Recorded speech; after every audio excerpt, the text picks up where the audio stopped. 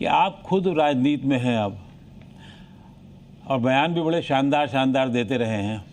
अभी आपने मराठी वाला बयान दे दिया जिसमें कहना किसी के माई के बाप में लाल में हिम्मत हो तो हमको निकाल के दिखाए।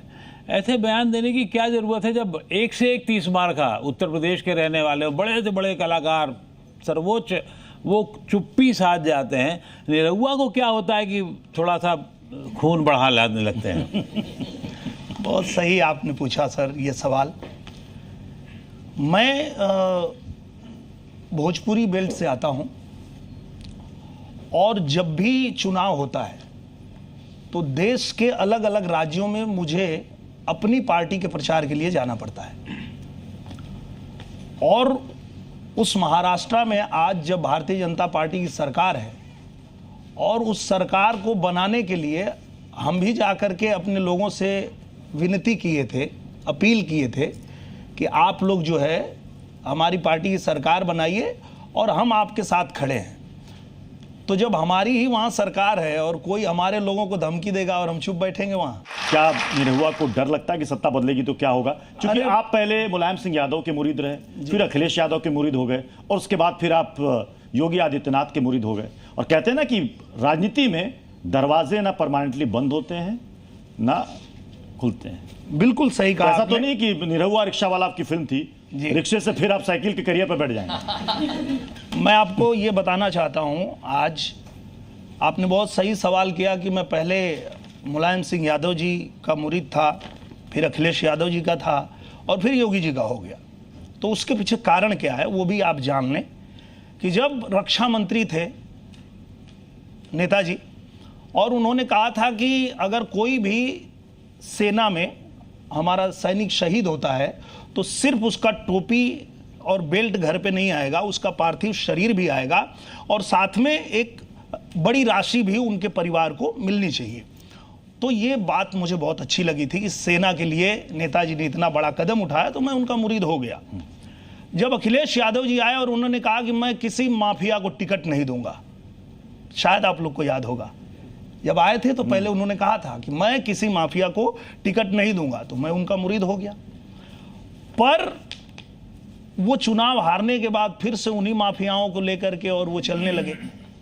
तो मुझे लगा कि नहीं, जो इन माफियाओं की कमर तोड़ रहे हैं और हमारे प्रदेश में कानून व्यवस्था कायम कर रहे हैं, ऐसे ही व्यक्ति के साथ हमें खड़ा होना चाहिए, इनका सपोर्ट करना चाहिए।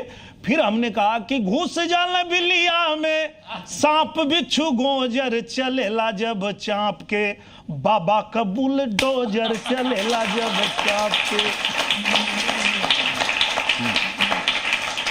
तो इसलिए मुझे ये गाना पड़ा और मुझे उनके सपोर्ट में आना पड़ा। खेसारी लाल यादव का एक वीडियो वायरल हुआ जिसमें वो दो फैंस को बुलाते हैं, दोनों लड़कियां होती हैं और स्टेज पर वो ऐसे कमेंट करते हैं जो लोगों को पसंद नहीं आता। वो कहते हैं देखिए क्या ये फुहड़ता है।